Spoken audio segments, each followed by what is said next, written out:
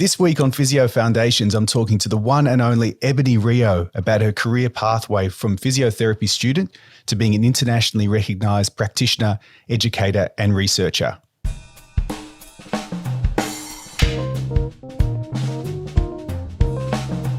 Welcome to the Physio Foundations podcast, a podcast about knowledge and skills that provide the foundation of expert clinical practice.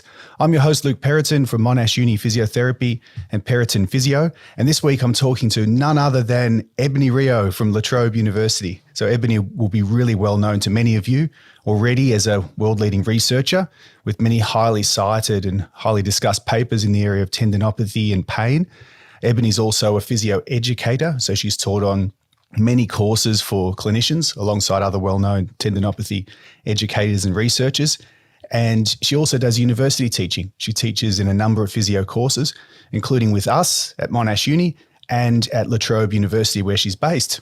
And on top of all that, Ebonie's also a highly experienced practitioner herself, having worked with many sports teams. So she's been a sports physio in many high-profile roles, including the Commonwealth Games, Youth Olympics, Paralympics, Cirque du Soleil, musical theatre with Disney's Lion King show. That must have been exciting. And lots of other athletes and people she's worked with, including the Victorian Institute of Sport. So this is actually just a short list of Ebonie's interests and achievements. There's so much more to talk about. So let's get her on now to tell us a bit more. Ebonie Rio, welcome to Physio Foundations. Goodness me. Thank you for that introduction. I might get you to just walk in front of me next time my kids come home and introduce me to my kids and see if they're impressed. That's I'm right. sure they won't be. It's different. It's the work persona, isn't it, at home? And yep, if only you could get some cred on the streets and with the family for all the stuff you do at work. Thanks, Ebonie. Again, thanks for coming on and having a chat with me. I know you're really busy. So how are you, first of all? I'm great, thank you. And thanks for having me. It's wonderful to offer this resource for, young physios. Brilliant. Love it.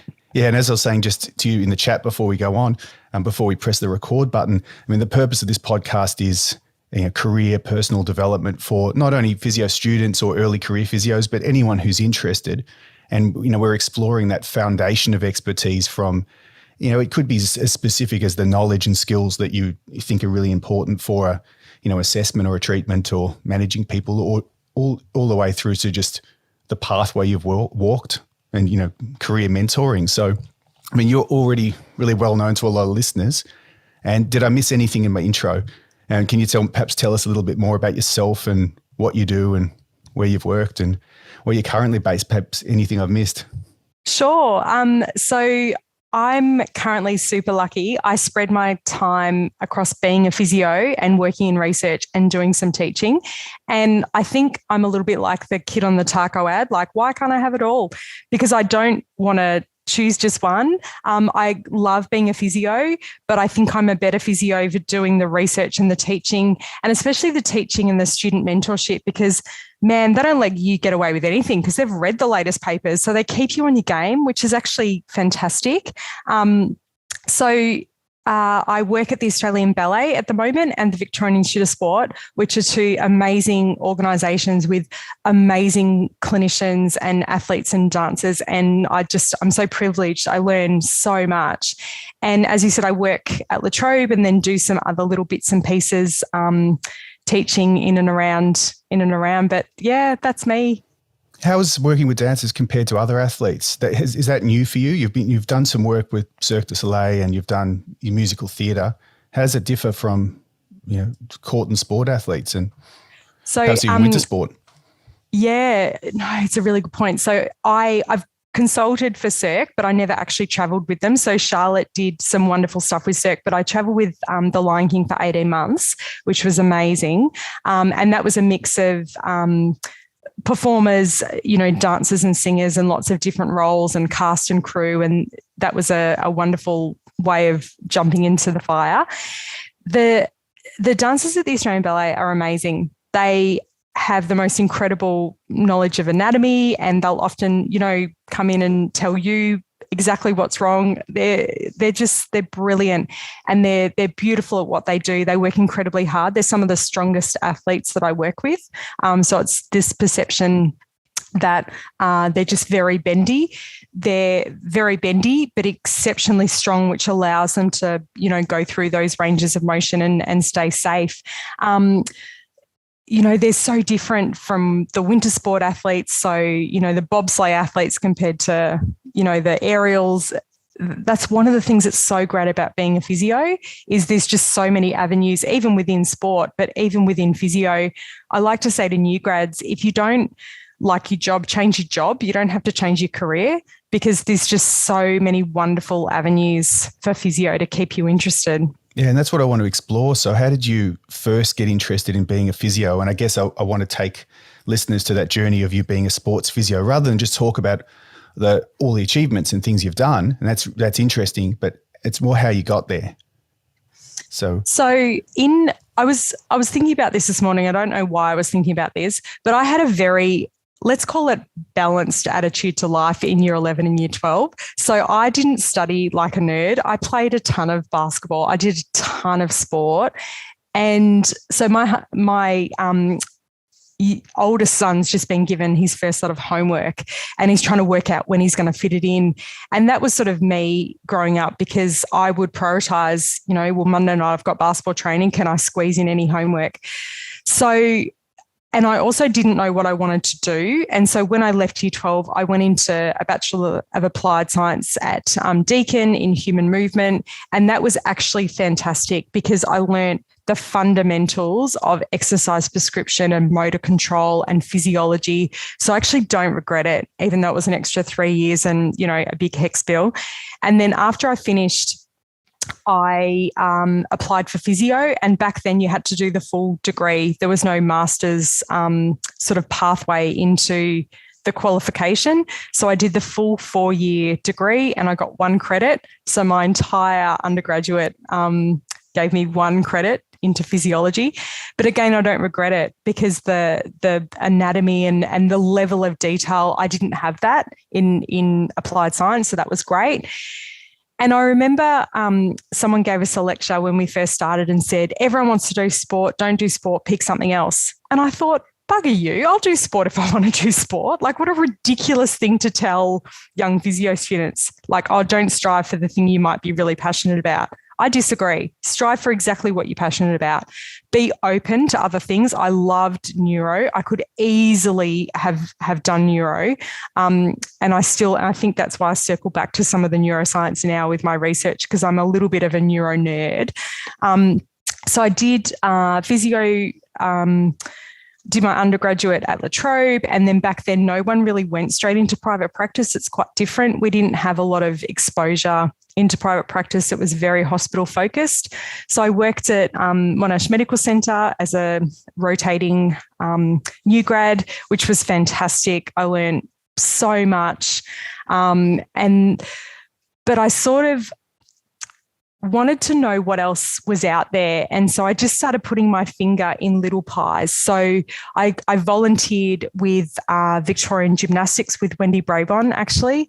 And she allowed me to come down to the VIS gymnastics on a Tuesday and just watch. And that was fantastic and just great experience working with her. And then I started working in private practice a little bit just on a Wednesday night for a bit because I wasn't confident enough to transition all the way, and a little bit on a Sunday. And my first poor patient that I had, it was a boring old quad strain, but I was so worried that I'd missed something like a femoral stress fracture that I kept this poor guy for much longer than I should have. It was terrible. But I was just so unsure of myself and my clinical knowledge. I was still, doing footy training at a local footy club, just with friends for fun. So I was doing a ton, and none of it with this big career goal, like none of it with a 5-year plan. I'm so not a planner. I don't even know what I'm having for dinner tonight, Luke. And so people that say, oh, you need a plan, that's good if that works for you. But what I'm trying to get across is you don't need to. Sometimes it's okay to do things you really love because you're not sure how it'll all come together. And for me, it came together when I was asked to apply for the Lion King position. And I thought, oh my God, I've been out for 18 months. I know nothing. Why on earth would they get me? And what I realized when non-physios are interviewing physios, they actually assume that we can all physio. So they're actually not interrogating your clinical skills because other people think, oh, but you're a physio, so you can do it. So they didn't see me here and someone else really high. They wanted the person that was going to fit into that role. They were looking for the soft skills and the non-clinical skills, how you communicate, whether or not you panic in a situation.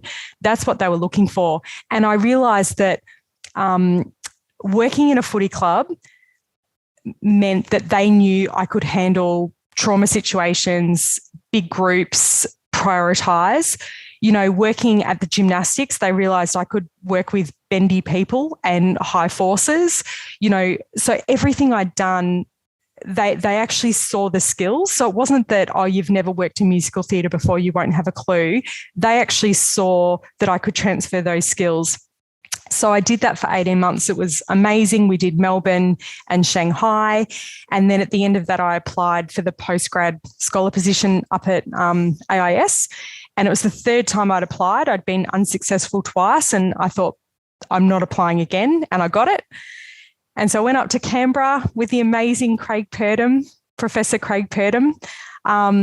And that was just the most incredible experience being up there, with the likes of Peter Blanche and, Fiona and Ivan Hooper and just legends of physiotherapy. I bet that was amazing. Yeah. Oh, God, I just tried to suck them dry of knowledge. That was my whole goal up there. And, I'm a massive oversharer and I don't even remember your question because I'm like, blah, blah, blah, blah, blah. So feel free to interrupt me. I won't, because you've done a brilliant summary of really what we want to explore here, which is the really honest summary of your pathway. And so, when you said you were unsure of your clinical knowledge, that's going to resonate with a lot of people listening to this. At least I hope it does. You've almost touched on a theme from almost all of the episodes I've done so far. This is number 10, including, so Pete Maliaris was talking about don't be too confident with your own abilities. And Matt Pryor in the last episode was also talking about the benefits of a rotating role versus going into private practice. So look, there's so much in that answer for everyone. I really appreciate that. Let's talk about being a physiotherapist now, the skills from your perspective. I mean, you can answer this any way you possibly like because it's such an open question. So what do you think are the most important knowledge and skills for a physio, potentially a sports physio or a physiotherapist in general? I'm going to say number one has to be communication. And that includes both your ability to listen, but also deliver and engage with your patient or your athlete. Because if you can't do that, you could have the world's best treatment plan and you won't be able to enact it. You won't have the support and the engagement of, the coaching staff and the other service providers. So communication is key because so many things, I think, springboard off that. I think, and you said that Peter touched on not being overconfident. I agree, knowing your own limits. And if you don't have skills in an area, go and get them or go and find someone that does. So don't be scared to have different mentors in your life. Every day is a school day, go and keep learning and keep getting better. So, Luke, I hate the shoulder and I'm like, I'm 42. Should I just not worry about anything above the waist? And I thought, no, that's pathetic. So I'm going to start shadowing Ali Lowe at VIS, who's a specialist because she's a gun in shoulders, because I'm going to suck it up and learn something above the waist. There you go. Maybe. Everyone, Ebonie Rio is going to shadow someone and learn every day and never stop learning. So if she can take that attitude, you can too, especially as an early career clinician or a student. And, so seeking mentors, that's something that, that's really important as well. I want to go back to a point you made really early on. And it was when you said you had a balanced attitude in, leading into your studies. That came up in an earlier conversation as well with McHughes and Randall Cooper, who were on, and they were talking about, their backgrounds and there was balance in their lives. They did a lot of sports and it wasn't just cramming in knowledge and studying. It was balanced and, bringing your professional and your personal experience together to help people. So that was interesting that you touched on that point as well. What about specifically, if we talk about, so communication, that really covers everything. What about, say, physical examination skills or even foundational knowledge? You mentioned anatomy before, and the high level of anatomical knowledge in the dancing physio crew. What knowledge and skills do you think you, apart from communication, that you use every day and you would find really important? Yeah, I think we have to make sure as physios we don't lose our amazing ability to diagnose. So one of the reasons, Luke, that I wanted to branch out from working in the hospital to working in private practice was because I wanted that primary role of being a first contact practitioner and needing to diagnose and use my brain and actually unravel the mystery and put all the pieces of the puzzle together. I love that. I love that clinical challenge. And you don't get a lot of that in the hospital because you're usually not the first person they've seen unless you're in ED. You're given the diagnosis and you're a really important part, but you're often not doing that. And I missed that. So what I would say is your foundation skills of understanding the anatomy, physiology, and load principles are critical. So I'm going to give you a tendon example because I love tendons. So in the Achilles, it's so critical you can differentiate tendinopathy from peritendinitis because they're managed differently. So if your approach to musculoskeletal pain is movement is good, and we forget the differences in biology. If we go right away from considering any biology in biopsychosocial and you go, no, but moving's good and it creates endorphins, you actually miss the point. Because for someone with tendinopathy, calf raises are critical in their rehab. For someone that's irritated the sheath, so the sliding and gliding membranes outside of the tendon, calf raises are actually their provocative load. So telling them to, no, keep swimming, keep cycling, activity's good and trying to coach them through that model, you miss the point. So don't forget your biology and don't forget your assessment skills to be able to differentiate the nitty-gritty of clinical diagnoses. It's really, really important when it alters someone's treatment path, and it often does. So that's a nice segue into research. So you mentioned tendinopathy. Tell us how you got into a research career as well, because you've got the triple threat: singing, dancing, acting. So clinical research and teaching going on. So that's fantastic. So what led you into an interest in research and specifically into tendinopathy?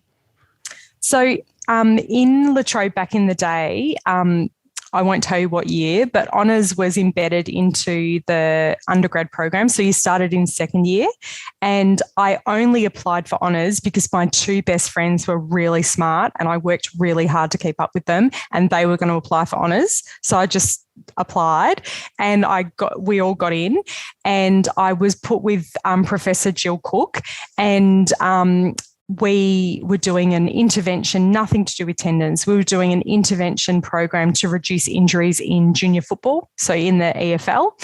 And Jill has this amazing ability to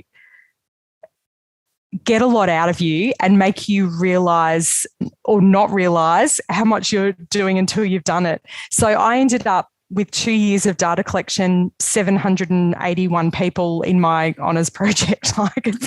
I would never recommend that to a student now. Anyway, that's fine. So I did honours and I got to the end of physio and honours, and Jill said, would you be interested in doing any more research? And I said, I don't want to do research. I want to help people. And she said to me, and this stuck with me, Luke, if you are a physio, you can help the person in front of you, but if you're a researcher, you can help many. And I'm like, and that stayed with me. But I still went away and did physio. I didn't want to go straight into research. And then I did my Masters of Sports Physio in about, I'm going to say 2008. And then after I finished that, I just I practiced for a while and I just got itchy feet again. And I just thought, oh, what's next? I don't know what's next. And so every time I get itchy feet, I tend to enroll in something. And so I went and caught up with Jill because we stayed friends, and I'd learned heaps about tendons from Jill over the years and from Perds up in Canberra. But my clinical interest in tendons that's what keeps me awake at night. When I was working up at the AIS and with track and field and women's basketball, if someone had a stress fracture or broke a bone or pulled a muscle, we could say to the coach and the athlete with absolute clarity, here's our rehab plan, it's evidence-based, here's our timelines, everyone's happy. Someone had tendinopathy and it was like, oh, let's not talk about it. How do we keep them going? Do we load them? Do we unload them? So even with the amazing contribution of Jill and Perds and others over the years, there was still so much we didn't know, particularly about managing them in season. So that was my real clinical interest. And so I came back to Melbourne, started chatting with Jill by chance. She was in the office beside Dr. Dawson Kidgel, who's a neuroscientist. And we just started talking about how we might investigate more about the cortical changes in tendinopathy. And that's sort of, that's how it came about. And then many papers and many trips around the world later, you're still in that field, and still more to do. So much still to do. Absolutely. Yep. There's so much to do. So Jill, we're just scratching the surface. Absolutely. So you mentioned Jill. So Jill's retirement. So we wish Jill all the very best with retirement. And you were at her celebration, which was all over social media, as was Susanna. So Jill was a really strong mentor of yours. Do you have any other career mentors that have really helped you get to where you are and helping you at the moment? I do. And I'm realizing even more. So I talked about, communication and those soft skills and stuff. I'm realizing more and more that we might need, as physios, not just professional development in our clinical role, but we actually might need some extra development in other areas if we want to progress through different organisations, or even just enhance our clinical practice no matter where you work. So I'm currently doing a leadership course. I'm doing the second level of a leadership course where we have a coach, and I'm just really enjoying all the skills that I'm learning. It's incredible. I'd recommend to anyone to do it. It's fantastic. My mentors, definitely Jill, Professor Craig Perraton, I would speak to him a couple of times a week still. He's a great friend, but a great mentor to bounce off clinical ideas, non-clinical ideas, life ideas. So he's brilliant. Steve Hawkins, my boss at the VIS, is fantastic and a really wonderful mentor. Same with Dr. Sue White. Oh, I should have thought more about this because I'm going to regret not saying some people, I'm sure. But no, that's okay. We don't have to list everyone who's been a mentor, and obviously there's hundreds of people who you've worked with and you developed your career alongside. I think it was. I'm glad I mentioned it because it's a really important point you made about mentoring and also leadership in the profession. And leadership doesn't just necessarily involve being at the top of an organization and giving instructions. Leadership, a lot of the leadership happens from below. And if you're early career clinician or student listening to this and you're inspired by Ebonie's work, and I know there's lots of you out there, I'm sure that you'll take a lot from this conversation. What I wanted to ask you as well, you've touched on so many of my questions without me having to ask them. How did you know? I wanted to know, so you've touched on how your teaching and how your research inform your clinical work, and I think that's really important, and how they're not separate entities. How do you balance? So you've got a family, you've got research, teaching, clinical work, family life. How do you balance it all? Do you have any tips for people who are trying to do lots of things? I'm probably a terrible person to ask because I think my motto is bite off more than you can chew and chew faster. And I don't think that's a good long-term strategy. But I think it's really important to have life outside work because, like my two boys that are 7 and 8 keep me completely grounded. They couldn't be less interested that I just got a paper published. So I think life, and I'm not suggesting everyone goes out and has kids. There's lots of ways to keep your life balanced. But I still play basketball and read books and, try and run. And I think it is really important to have life outside, work really hard when you're working. And that was hard in lockdown because I think work bled out into the whole day. Oh, it did. But try and work hard when you're working, but play hard when you're not working.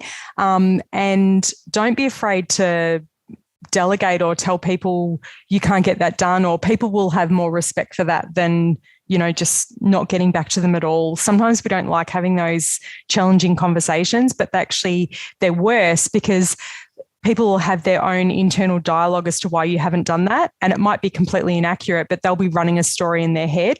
And so just having an upfront conversation about what you can and can't get done. And I'm getting better at that.